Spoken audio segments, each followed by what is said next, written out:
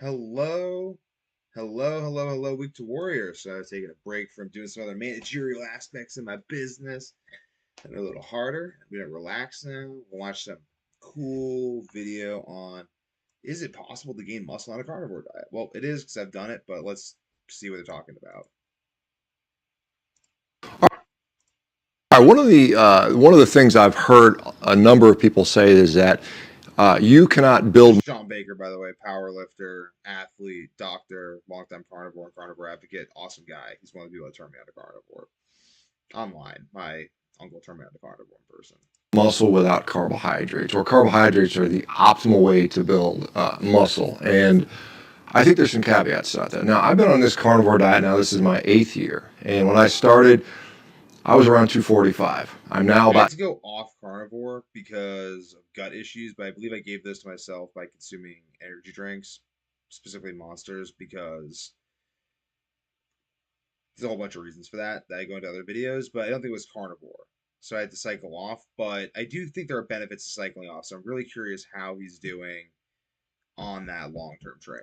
265. I am now much stronger than I was at, 7, 8 years ago when I was 49, 50. Today at 57. I've done this without taking, steroids and testosterone, as many people have sort of accused me of that, but I definitely have not done that. But I've been able to certainly add some muscle and some strength while being on a carnivore diet. I've added some body fat as well. I mean, that's undeniable.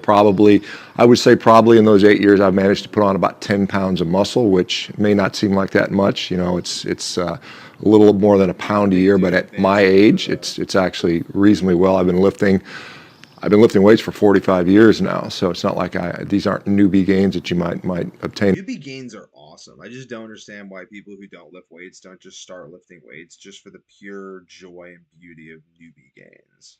In the early years. And so the literature is quite clear when it comes to muscle protein synthesis. Do a program like starting strength if you're a newbie or 5x5 strong lifts. That's how you synthesize and build muscle.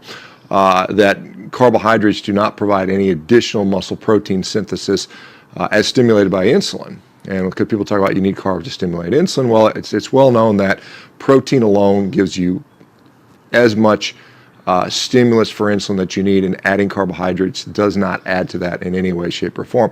Now, there may be some benefits in on the other side of the equation. Remember, net protein or net muscle building is reliant upon muscle protein synthesis, less muscle protein breakdown, and that what you have left is the net. And some people will argue that carbohydrates can limit muscle protein breakdown. And why are we breaking down muscles? Well, in some sense, it's a protein reservoir. Some of that may go into the energy supply, right? And so so it goes into the energy supply. And This could be more likely with long-term carnivore going into the energy supply because I kind of feel that way when like my body runs out of body fat and I just become completely lean and shredded. And I'm like in that state for like too long. Like at some point my body is like, dude, like I would feel like I would benefit at that point from just doing like carb repeats, like gaining a little bit of fat and then carnivore down, gain some fat, carnivore down, and use the fat buffer to basically keep increasing my metabolism so my body doesn't cannibalize itself and just become so hungry. Like hungry I would get like long into it. Talking like second year, crazy. I was like, holy cow. But it felt great though in a lot of ways, but it's interesting. And the other thought is that carbohydrates will help you fuel your workouts better so that you can train harder and get a better result. And again, there's some truth to that. However, again, I think it is situational. What do I mean by that? Well, we know that carbohydrates can fuel glycogen and also help with blood glucose increasing blood glucose to a degree. Yeah. What we see is that those athletes that are adapted to that fueling strategy do better with that fueling strategy. That is to say, if you're used to training, I've never really done the best with carbs. I've always done best with ketones. I just do so well with ketones. It's crazy. predominantly utilizing glucose, then you're going to do better with carbohydrates. There's no doubt about that. But what happens to I think like ultimately I've been doing cyclic carnivore and then I've been always stopping carnivore around like week mark. And I feel like that's due to gut bacteria die off. I feel like I have some like form of gut dysbiosis at the moment that I've been managing with cyclic carnivore. and a few other strategies. And I feel like that, for various reasons, is because I don't know. I feel like it would go away if I just pushed through and just did strict carnivore like I'd done in the past. But I don't know. I guess like lately when I've been trying carnivore like longer term, I've been adding in supplements. I think that's probably been throwing me off because the thing with carnivore, I think it's especially adapting to carnivore. I think you need to treat it like I'm just starting out on it again. Because later into my carnivore career, the first time I took a lot of supplements, but at the beginning I never took any supplements. And that's what everyone says is to not take supplements. I've just been going through the groups and everything, and kind of just reconsidering. So this is like the whole former carnivore reacts to carnivore thing. Like I did carnivore for a while to fix my insomnia. I just had this horrible, horrible insomnia that was giving me so many problems, and like my body was so reactive at this time that I needed something like carnivore to like fix it so that I would just stop not sleeping and I could actually heal myself and like develop a circadian rhythm. So I started doing carnivore. Little while into it, I'm still sleeping. I'm sleeping good. So for the first time like my life. So I started drinking energy drinks because I'm like, well, they're not preventing me from sleeping. And then just being dumb, I should have known better, but I didn't because I'm a human being. Like the rest of you, I make silly mistakes, and I'll admit them, and you guys can learn from them. But basically, I just kept drinking the energy drinks, and my gut kept on getting more and more effed up. And I think that is probably what led to my need to supplement heavily. I'm curious. Like, I wonder if it is the caffeine consumption causing the fundamental deficiencies, or if it was a gut issue preventing absorption. I feel like it was the gut issue preventing absorption because I was eating so much food by the end of it. Yeah, it had to have been a gut issue. Like there was like malabsorption issues like crazy in my gut. Yeah, probably from all those high fructose, not high fructose corn syrup, but the artificial sweeteners that basically exclusively feed evil. So yeah, I had to go off carnivore, reduce foods, repopulate my gut, get my gut healthy again, and then I've been doing that for a while, but I still never felt as good as I felt on carnivore, especially in the beginning. So I'm like, strategies, strategies, strategies. I feel like some form of cyclic carnivore is the best, but again, probably need to push it a while. I probably need to push it at least like a month to let my body like really fat adapt. Like kind of like force it to fat adapt. And with high quality red meat, it'll probably do that well. Even if I'm taking Adderall and caffeine, we'll probably just reduce the dose massively because I won't need as much. Maybe still take vitamin D, definitely take salt, lots of water, maybe green tea as well. We shall see. I'm very curious about all these things I'm bringing up, and I'm curious. So long-term carnivore in general, because going off carnivore is something people have trouble with. I've been able to go off carnivore fine. That's kind of my interest is going on and off carnivore as needed in order to maximize the benefits of both, the metabolic benefits of both. And it helps with a bunch of conditions. I mean, I'm kind of like learning that I think it can fix the gut dysbiosis completely with fasting and green tea consumption, which I'm doing like very concentrated green tea consumption and just pooping out silt while fasting. It's just bizarre. But that is making me feel a lot better, and my brain just feels so much lighter. And I think that's what I'm gonna do now. I think that could be like if I get all that gunk out of my gut because my bloating's gone down massively, then maybe that'll make the transition to carnivore easier. Because I'm thinking like would carnivore completely clear the gut out? Depends how much fasting I did. Depends how much water I did. Maybe if I drank green tea too. I don't know though, but I did do the green tea cleanse back in high school when I came back from China, and I talked to all the Chinese doctors about it. They're all very big on the green tea thing. And I think the green tea thing is a really big thing, like Hong Kong, places like very high life expectancy. Green tea and meat consumption. But green tea is just this like very, very fascinating substance that truly is amazing for detoxing our mitochondria. And our mitochondria are so important, but without further ado, back to the video. Someone who is chronically adapted to a lower carb diet, a ketogenic diet for not just a few weeks, but months and months and perhaps years and years. Well, then the energy, is dependent upon, other energy sources, particularly fat. You can train very intensely, as guys like Phil Prims and others have demonstrated. Yeah, I could train way more intensely on a carnivore diet. I also need less sleep on a carnivore diet. I just think it was like better. I'm kind of like, yeah, I think it just blew my gut out by like overtaxing my body because the carnivore is just so good. And then probably that may have led to like hemochromatosis or like various things. Like it's I got myself into a weird little hole. I know why and how that happened, but I have to articulate that in the video because it's just the weird holes you can get yourself into are fascinating. Very intensely with a primarily fat-fueled diet. You're still going to have some glucose. Your glucose never goes to zero. Your hepatic Interact though, guys. Let me know. Like comment below. Like let me know what you guys are thinking about. Because like the more I interact with you guys, the more I like you guys. The more I'm like, wow, these are some cool people making these videos for. I like it. I like just making these videos for you guys. Just putting out this information. I think it's just really cool. I like seeing my library of videos build and seeing my channel blowing up, which is crazy. It's been blowing up these past few days with all this consistent, or past few weeks with all this consistent posting. glycogen Funny how reserves there's will like still now be 5,000 reasonably videos topped posted off. about You this can still shit. produce for those high levels. Certainly for the effort that's required for muscle building. Now, if we're talking about marathons and multiple I effortlessly achieve muscle mass. WODs on CrossFit or something like that, that's a different story. But I think a lot of this can be like carbo types versus protein types, though. Like I think that like perhaps Shawn Baker and my ethnicity, maybe yours too, or other people's, were just protein types. We're just more inclined towards that chemical system of metabolism. It's like the whole yin and yang of food. That's so interesting. People like, oh, meat, very yin or very yang. Like I know there's Chinese people that said that today. All due respect, I think nothing against. I just like think it's like they say that like very yang, tea, very yin. I think that's because tea has this property of like getting all these toxins, metals, whatever, out of your body, and probably a lot more stuff. I'd love to like look into this stuff so much more because I love just breaking this stuff down. But let's just keep going. Impossible to gain muscle on a carnivore diet. Again, I don't really know what they're talking about. It doesn't seem to be an issue. People think that carbs are necessary. I think carbs are necessary sometimes for the stimulation of thyroid hormone, which is necessary for testosterone and therefore muscle gain. But um that could even potentially be met with just your body doing gluconeogenesis on the meat you eat. So, like just to Shawn build Baker muscle. says, Dr. Baker. The main ingredients are going to be number one, training. Training is the absolute most important aspect of it. You've got to put in the consistent work in the training.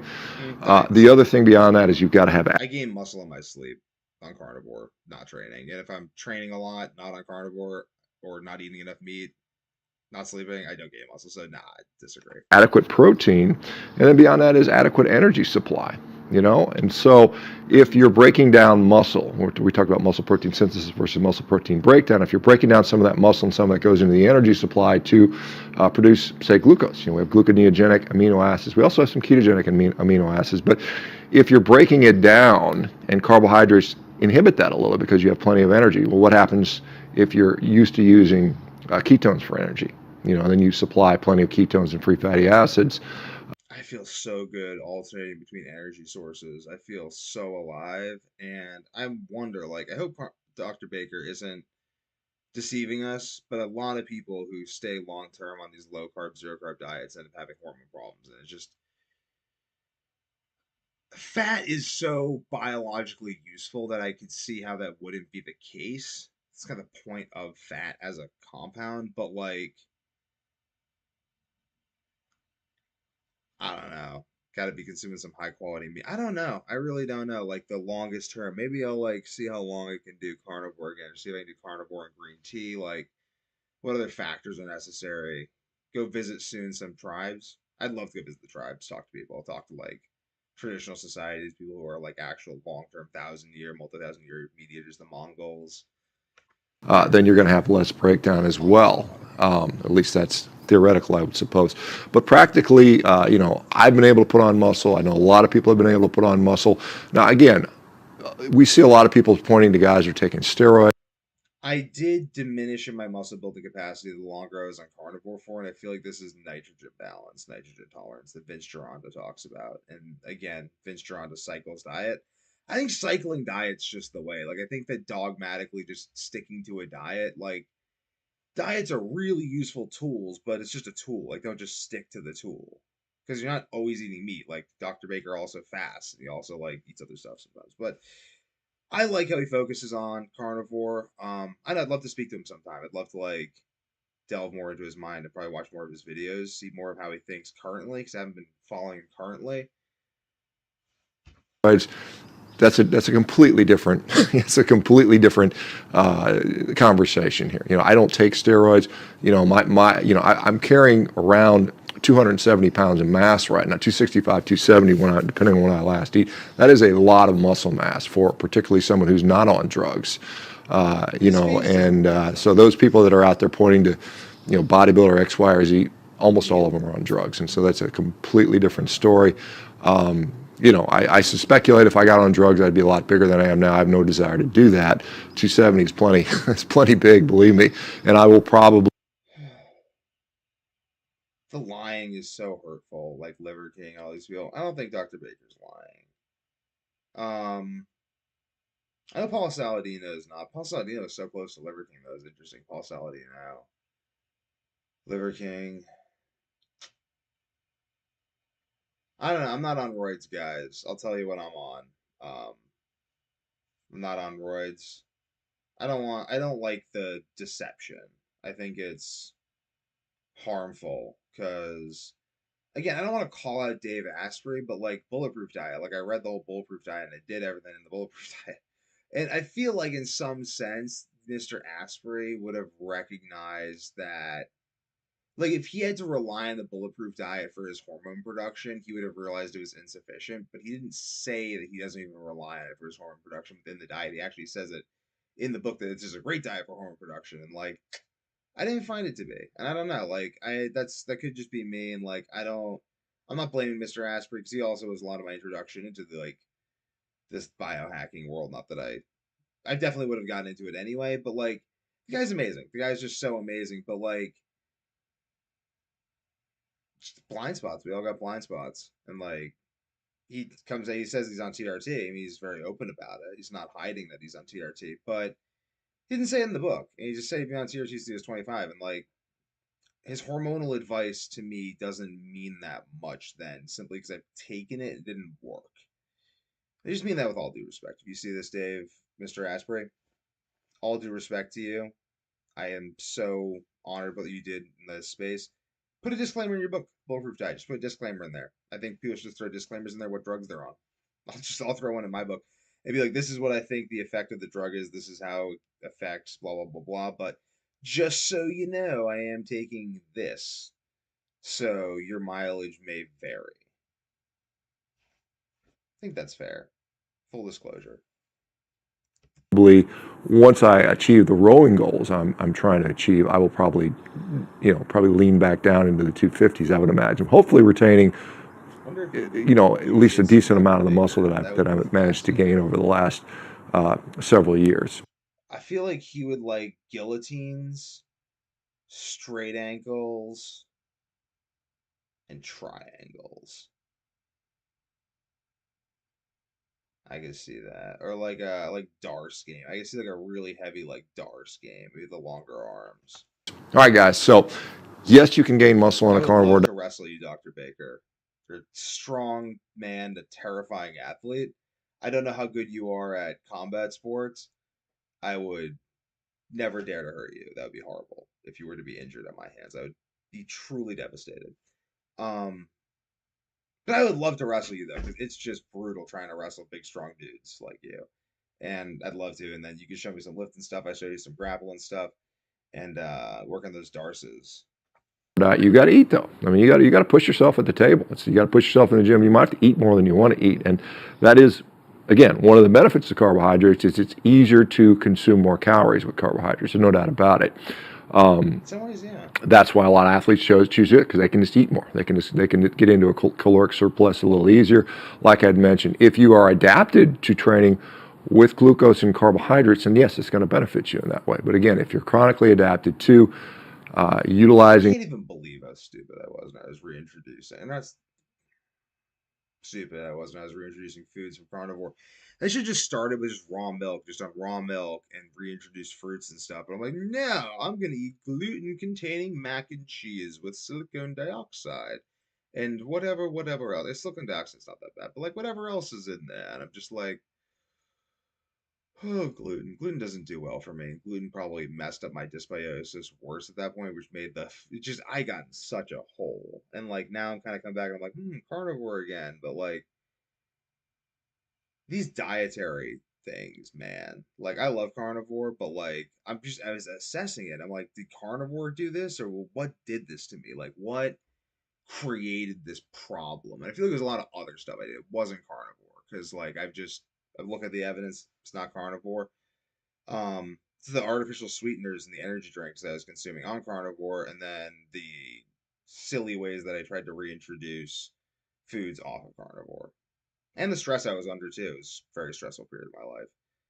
And stress has a huge impact on our health, as you can see in my video on the stress response. More of a fat-based diet, as long as you provide your body that energy, you're going to have less muscle protein breakdown. However, that adaptation period can take 3 months, 6 months, a year, perhaps for some people. Anyway, let me know what you guys think. Have you been able to successfully put on any muscle whilst on a carnivore diet? Like to see what you guys think about that. All right. Yes, Dr. Baker, I've been able to put on muscle on a carnivore diet. I don't really ever try to gain muscle because I do jujitsu, which is a weight class based sport. I kind of just try to be as strong as possible and high performing as possible when I compete wherever I land. But yeah, I gain muscle a lot, but I gain the muscle primarily at the beginning. I think there's a nitrogen tolerance, nitrogen balance thing going on, but I'd be curious to talk to you about it. I'm so fascinated in this. I think this is the new edge of health, fitness, and high performance, and far more interesting than steroids and gene therapy to me is the effects of diet on our genes. I mean, epigenetics is gene expression. All these gene therapy things are just trying to influence gene expression, which we can already control with our diets. So let's just do that. If you're interested in this stuff, like, share, subscribe, turn on notifications, and tune in at 6 a.m. and 6 p.m. every day for new videos, turning out amazing content. If you have insomnia, check out my insomnia videos and check out the insomnia membership site and community that's coming out to help you guys with that because like it's near and dear to my heart, and so are you, and so is this world, and so is the human race. God bless America.